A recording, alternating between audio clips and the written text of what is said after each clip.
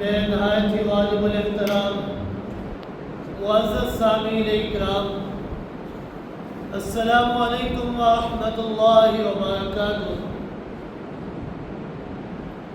آج عید الاضحیٰ کا دن ہے اور میں اور آپ سب یہاں پر نماز عید ادا کرنے کے لیے آئے ہیں،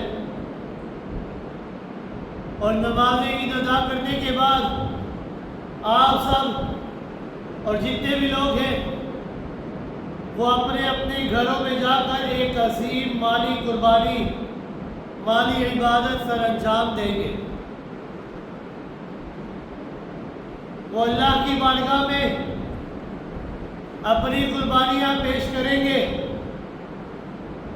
کیا کبھی ہمارے ذہن میں یہ آیا ہے کہ اسلام نے، اللہ رب العزت نے اہل ایمان کو جو دو عیدیں عطا فرمائی ہیں،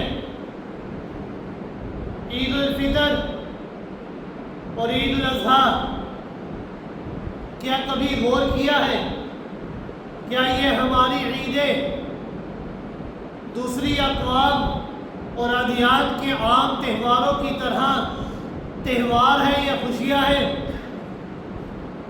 جس طرح ہر دین والے یا قوم والے اپنے تہوار منایا کرتے ہیں، کیا یہ عیدین بھی ہمارے لیے محض تہوار یا عیدیں ہیں یا خوشیاں ہیں؟ تو اس کا جواب ہے نہیں۔ کمال ہے دین اسلام کی اس خوبی کے اندر کہ اگر آپ اس کے اندر غور و فکر کریں گے تو آپ کو معلوم ہوگا کہ یہ قربانی یہ محض ایک رسم ہی نہیں، یہ محض ایک تہوار ہی نہیں، بلکہ اللہ رب العزت کی عبادت بھی ہے۔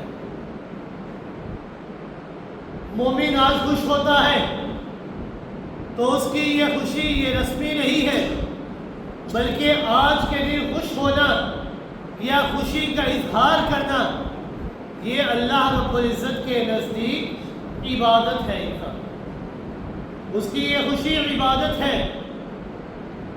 ہمارا یہ مذہبی تہوار عید الاضحیٰ یہ اللہ کی رضا بھی ہے، یہ اللہ کی عبادت بھی ہے، یہ اللہ کی اطاعت بھی ہے، اور یہ دیگر خرافات سے پاک بھی ہے۔ بلکہ اگر ہم غور کریں تو باقی سارے سال کے اندر لوگ اللہ کی بارگاہ میں آتے ہیں تو 5 نمازیں ادا کرتے ہیں، لیکن جب عید کا دن ہوتا ہے تو انسان اللہ کی بارگاہ میں چھٹی مرتبہ بھی حاضر ہوتا ہے اور آ کر نماز ادا کرتا ہے۔ گویا کہ اللہ رب العزت انسان کو یہ سمجھا رہے ہیں کہ اے انسان، اگر تجھے کوئی خوشی ملے تو اس خوشی کے اندر تو نے میں اللہ کو بلانا نہیں ہے، بلکہ میں اللہ کی بارگاہ میں آ کر میں اللہ کا شکر ادا کرنا۔ تو سال بھر انسان 5 نمازیں ادا کرتا ہے، 5 مرتبہ مساجد سے آواز آتی ہے نماز کی طرف آ جاؤ، کامیابی کی طرف آ جاؤ، لیکن جب عید کا دن ہوتا ہے تو انسان بن بلائے اللہ کی بارگاہ میں آ جاتا ہے۔ تو اللہ انسان کو سمجھا رہے ہیں کہ انسان تو نے کسی بھی خوشی کے اندر میں اللہ کو بلانا نہیں، بلکہ ہر خوشی کے اندر میں اللہ کا شکر ادا کرنا۔ اور یہ جو قربانی ہم پیش کرتے ہیں اللہ کی بارگاہ کے اندر، اس قربانی کا ایک بہت بڑا تاریخی پس منظر ہے۔ سیدنا ابراہیم خلیل اللہ علیہ السلام خواب دیکھتے ہیں کہ میں خواب کے اندر اپنے بیٹے کو ذبح کر رہا ہوں۔ صبح اٹھتے ہیں تو اپنے بیٹے سے پوچھتے ہیں انی ارا فی المنام انی اذبحک فانظر ماذا تری، کہ اے میرے بیٹے، میں نے خواب کے اندر دیکھا ہے کہ میں تیری گردن پہ چھری چلا رہا ہوں، تجھے ذبح کر رہا ہوں، فانظر ماذا تری، اے میرے بیٹے مجھے بتا تیری رائے کیا ہے، تو کیا سوچتا ہے اس بارے کے اندر؟ سوال یہ ہوتا ہے کہ حضرت ابراہیم خلیل اللہ علیہ السلام نے حضرت اسماعیل علیہ السلام سے پوچھا کیوں کہ میں خواب کے اندر آپ کو ذبح کر رہا ہوں، اب آپ کی رائے کیا ہے؟ اگر بالفرض حضرت اسماعیل علیہ السلام انکار کر دیتے اور یہ کہتے تھے کہ ابا جان یہ محض ایک خواب ہی تو ہے، خواب الگ ہوتا ہے، حقیقت الگ ہوتی ہے، آپ نے خواب کے اندر دیکھا ہے کہ آپ میری گردن پہ چھری چلا رہے ہیں، لہذا حقیقت کے اندر میں تیار نہیں ہوں کہ آپ مجھے ذبح کریں۔ اگر بالفرض حضرت اسماعیل علیہ السلام انکار کر دیتے تو کیا حضرت ابراہیم خلیل اللہ علیہ السلام اپنے اس خواب کو پورا نہ کرتے؟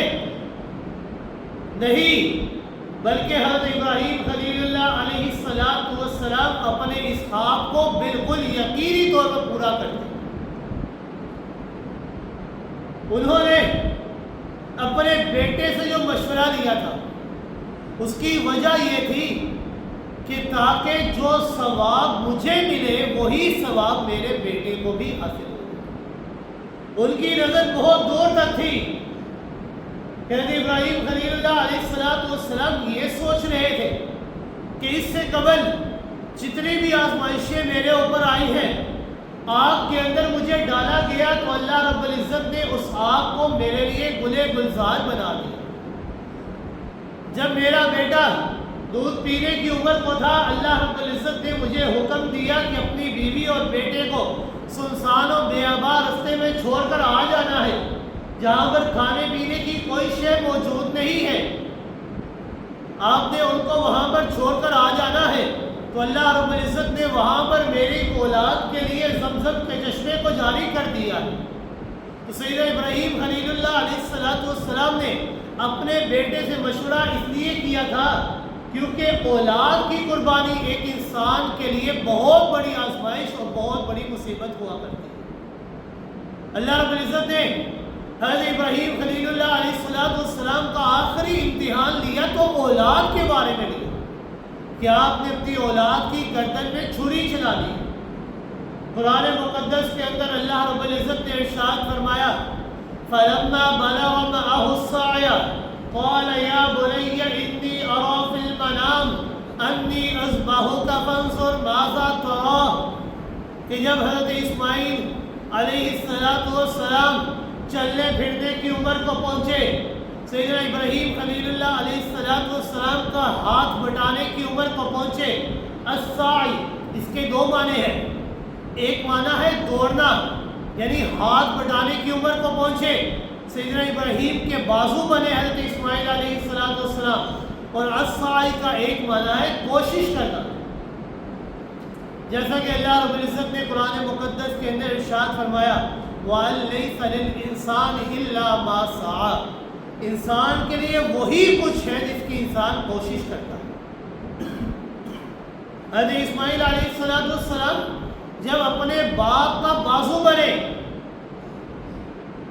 ان کے ساتھ ہاتھ بٹانے کی عمر کو پہنچے، تو اللہ رب العزت نے حکم دیا کہ آپ نے اپنے بیٹے کی گردن میں چھری چلانی ہے۔ قال یا بنی انی ارى فی المنام انی اذبحک فانظر ماذا تری، کہ آپ نے اپنے بیٹے کی گردن پہ چھری چلانی ہے۔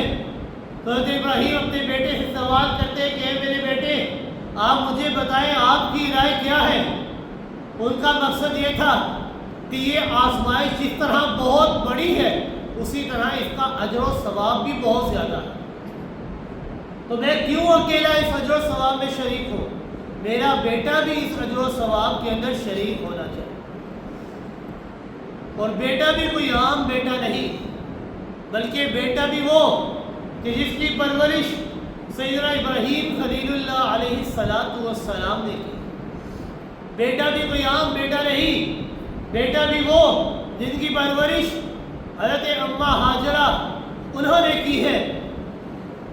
ایسے ماں باپ ہوں، اور ماں کا عالم تو یہ ہے کہ جب حضرت ابراہیم خلیل اللہ علیہ السلام کو اللہ رب العزت نے حکم دیا کہ آپ نے اپنی بیوی کو اور اپنے بیٹے کو، دودھ پینے والے بیٹے کو ایک سنسان و بیابان رستے میں چھوڑ کر آ جانا ہے۔ سیدنا ابراہیم خلیل اللہ علیہ السلام ان کو چھوڑ کر واپس ہونے لگے تو اماں ہاجرہ پیچھے سے کہنے لگی کہ اے ابراہیم الی من ثاقلنی، کس کے حوالے مجھے چھوڑ کر جا رہے ہو؟ یہاں پر تو نہ ہی کوئی سبزہ ہے، نہ ہی زندگی کے کوئی آثار ہے، نہ بندہ ہے، نہ بندے کی نشانیاں ہیں، کوئی بندہ یہاں پر موجود نہیں ہے، زندگی کی کوئی اثرات یہاں پر موجود نہیں ہے، کس کے حوالے مجھے چھوڑ کر جا رہے ہیں؟ سیدنا ابراہیم نے کوئی جواب نہیں دیا۔ حضرت اماں ہاجرہ کے حسن ظن پر قربان جائے کہ انہوں نے سوال کیا کہ ابراہیم کم سے کم اتنا تو جواب دے دیجئے، اللہ امرک بہذا، کہ آپ اپنی مرضی سے یہاں پر چھوڑ کر جا رہے ہیں یا اللہ نے حکم دیا ہے آپ کو؟ سیدنا ابراہیم خلیل اللہ علیہ السلام نے جواب نہ دیا بلکہ شہادت کی انگلی سے جواب دیتے ہوئے فرمایا اللہ، بلکہ اللہ نے مجھے حکم دیا ہے۔ تو حضرت اماں ہاجرہ عرض کرنے لگی اے ابراہیم جب اللہ نے حکم دیا ہے نا اذا لا یضیعنا اللہ، تو آپ بے پرواہ ہو کر یہاں سے چلے جائیں۔ جس رب نے آپ کو یہاں پر ہمیں بے یار و مددگار چھوڑنے کا حکم دیا ہے وہی رب ہماری دیکھ بھال کرے، وہ رب ہمیں کبھی ضائع نہیں ہونے دے گا۔ یہ ماں ہیں جنہوں نے حضرت اسماعیل علیہ السلام کی پرورش فرمائی۔ حضرت اسماعیل سے سوال کیا کہ ابراہیم اے اسماعیل میں آپ کی گردن میں چھری چلا رہا ہوں، آپ کی کیا رائے ہے؟ تو حضرت اسماعیل علیہ السلام نے جواب دیا قال یا ابت افعل ما تؤمر، کہ ابا جان آپ کو جو حکم ملا ہے آپ اس حکم کو کر گزریے، آپ میری پریشانی نہ لیں، بلکہ جو آپ کو حکم ملا ہے آپ وہ حکم کر گزریے، کیونکہ وہ اس بات کو بخوبی جانتے تھے کہ یہ خواب کسی عام بندے کا خواب نہیں، یہ خواب کسی عام امتی کا خواب نہیں، بلکہ یہ خواب ہے ایک نبی کا، اور نبی کا خواب یہ وہی ہوا کرتا ہے، اللہ کی طرف سے حکم ہوا کرتا ہے۔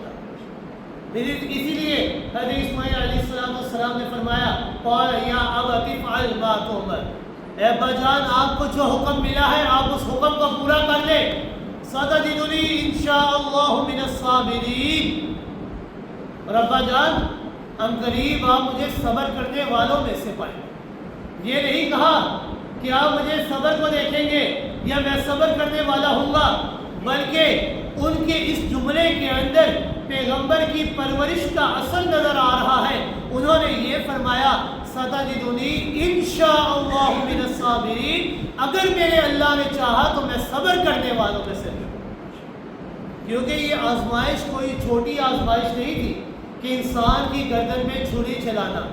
حضرت اسماعیل نے فرمایا کہ اگر مجھے صبر حاصل ہونا ہے تو اللہ کی طرف سے ملنا ہے، تو انہوں نے یہی فرمایا انشاءاللہ اگر میرا اللہ نے چاہا نا تو میں صبر کرنے والوں میں سے ہوں۔ فلما اسلما وتلہ للجبین، جب حضرت ابراہیم اور حضرت اسماعیل دونوں تسلیم و رضا کو پہنچ کے، دونوں اس مقام پر پہنچ کے، حضرت ابراہیم علیہ السلام نے حضرت اسماعیل علیہ السلام کو لٹایا، ان کی گردن پہ چھری چلانے لگے، لیکن چھری چلتی نہیں۔ ایک چھری چلانے کے لیے تیار ہے، دوسری چھری سے کٹنے کے لیے تیار ہے، لیکن چھری چل نہیں رہی۔ وَنَادَيْنَاهُ أَن يَا إِبْرَاهِيمُ، چھری چلانے کی کوشش کر رہے ہیں لیکن چھری چل نہیں رہی۔ کیوں نہیں چل رہی؟ اس بات کو واضح کرنے کے لیے کہ اگر چاہت ہے کسی کی، اگر منشا ہے کسی کی، کسی کا اختیار ہے تو صرف اور صرف اللہ کا۔ آگ کا کام ہے جلانا، لیکن حضرت ابراہیم آگ کے اندر جاتے ہیں، آگ جلاتی نہیں، کیوں؟ اللہ کی چاہت ہے کہ نہیں جلانا۔ چھری کا کام ہے کاٹنا، سیدنا ابراہیم چھری سے کاٹتے ہیں لیکن گردن کٹتی نہیں۔ کیوں نہیں کٹتی؟ کیونکہ اختیار کس کے پاس ہے؟ اللہ کے پاس ہے۔ چاہت کس کی ہے؟ اللہ کی ہے۔ منشا کس کی ہے؟ اللہ کی ہے۔ یہ بتانے کے لیے کہ اختیار صرف اور صرف اللہ کا ہے۔ وَنَادَيْنَاهُ أَن يَا إِبْرَاهِيمُ، ہم نے سیدنا ابراہیم خلیل اللہ علیہ السلام کو آواز دی کیا واضی قد صدقت الرؤیا کہ ابراہیم آپ نے اپنے خواب کو بالکل سچ کر دیا. یہ خواب کس طرح سچ ہوتا؟ اگر حضرت ابراہیم علیہ السلام کو معلوم ہوتا کہ حضرت اسماعیل نے ذبح نہیں ہونا تو یہ آزمائش نہ ہوتی. اگر حضرت اسماعیل علیہ السلام کو معلوم ہوتا کہ میں نے کٹنا نہیں ہے، میری جگہ اللہ نے دمبا بھیج دینا ہے، تو یہ آزمائش نہ ہوتی، بلکہ یہ آزمائش ہے. کیونکہ نہ ابراہیم علیہ السلام کو پتا تھا، نہ حضرت اسماعیل علیہ السلام کو پتا تھا کہ میں نے کاٹنا ہے تو کٹنا نہیں ہے. یہ امتحان تھا، اتنا بڑا امتحان تھا کہ خود رب کائنات نے فرمایا ان ھذا لہو البلاء المبین، کہ یہ بہت بڑی آزمائش ہے. یہ بہت بڑی آزمائش تھی، چھوٹی آزمائش نہ تھی. حضرت ابراہیم علیہ السلام ان کی گردن میں چھری چلاتے ہیں، لیکن اللہ رب العزت آواز دیتے ہیں قد صدقت الرؤیا، ابراہیم آپ نے اپنے خواب کو سچ کر دیا ہے. انا کذالک نجزی المحسنین، اور اب ہم اپنے نیکی کرنے والے بندوں کو بدلہ عطا کرتے ہیں. کیا بدلہ عطا کرتے ہیں؟ رب کائنات نے فرمایا وَفَدَيْنَاهُ بِذِبْحٍ عَظِيمٍ، ہم نے ایک بہت بڑی قربانی، بہت بڑے دمبے کو جنت سے حضرت اسماعیل علیہ السلام کی جگہ پر لٹا دیا. حضرت اسماعیل پاس کھڑے مسکرا رہے ہیں. حضرت ابراہیم اس دمبے کی گردن پہ چھری چلاتے ہیں اور ہاتھ میں خون لگتا ہے.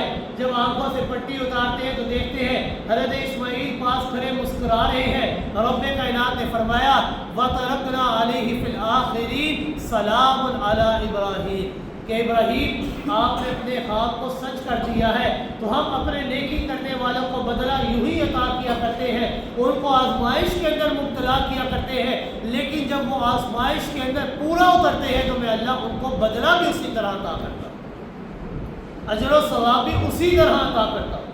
اور کیا اجر و ثواب اللہ نے عطا فرمایا؟ رب کائنات نے فرمایا وَتَرَكْنَا عَلَيْهِ فِي الْآخِرِينَ، ہم نے آپ نے ذکر خیر کو بعد میں آنے والوں کے لیے ہمیشہ ہمیشہ کے لیے رکھ دیا. کیا ذکر خیر رکھا؟ سلام علی ابراہیم، کہ سلامتیاں ہوتی رہیں گی قیامت کی صبح تک حضرت ابراہیم علیہ السلام. کس طرح؟ جب بھی ہم ان کا نام لیتے ہیں تو کیا کہتے ہیں؟ حضرت ابراہیم خلیل اللہ علیہ السلام، کہ آپ کے اوپر سلامتیاں ہوں. اور جب ہم درود پڑھتے ہیں تو کیا کہتے ہیں؟ اللہم صلی علی محمد وعلی آل محمد کما صلیت علی ابراہیم وعلی آل ابراہیم انک حمید مجید. اللہ رب العزت نے اپنے نیکی کرنے والوں کے ذکر خیر کو قیامت کی صبح تک باقی رکھا. اور یہ قربانی کرنا یہ حضرت ابراہیم خلیل اللہ علیہ السلام کی سنت ہے. آپ صلی اللہ علیہ وآلہ وسلم سے صحابہ اکرام نے فرمایا ماہی الاضاحی، قربانیاں کیا ہیں؟ یہ جو ہم قربان کیا کرتے ہیں، لاکھوں کی تعداد میں جانور ہر سال قربان کرتے ہیں، یہ قربانیاں کیا ہیں؟ آپ صلی اللہ علیہ وآلہ وسلم نے فرمایا ہی سنت ابیکم ابراہیم، یہ تمہارے باپ حضرت ابراہیم خلیل اللہ علیہ السلام کی سنت ہے. اور آپ صلی اللہ علیہ وآلہ وسلم جب مدینہ منورہ ہجرت فرما کر کے 10 سال آپ صلی اللہ علیہ وآلہ وسلم اس دنیا کے اندر تشریف رکھتے رہے. آپ صلی اللہ علیہ وآلہ وسلم 10 سال لگاتار اللہ کی راہ میں جانور قربان کیے، حتیٰ کہ خطبہ حجۃ الوداع کے موقع پر آپ صلی اللہ علیہ وآلہ وسلم نے ایک ہی جگہ پر کھڑے ہو کر 60 جانوروں کو قربان کیا. سیرت کی کتابوں میں ہے کہ وہ جانور ایک ایک کر کے خود آپ صلی اللہ علیہ وآلہ وسلم کے پاس آتے ہیں اور آ کر اپنی قربانیاں آپ صلی اللہ علیہ وآلہ وسلم کے ہاتھوں سے دیتے ہیں. یہ قربانی کوئی عام قربانی نہیں ہے. آپ صلی اللہ علیہ وآلہ وسلم نے فرمایا وَإِنَّ الدَّمَ لَيَقَعُ مِنَ اللَّهِ بِمَكَانٍ قَبْلَ أَن يَقَعَ بِالْأَرْضِ، کہ جانور کا خون زمین پر بعد میں گرتا ہے، اللہ کے ہاں شرف قبولیت انسان کو پہلے ہی مل جائے. اللہ رب العزت اس کی اس قربانی کو پہلے ہی قبول کر لیا کرتے ہیں. لہٰذا اللہ رب العزت سے دعا ہے کہ اللہ رب العزت ہماری قربانیوں کو اپنی بارگاہ میں قبول و منظور فرمائے.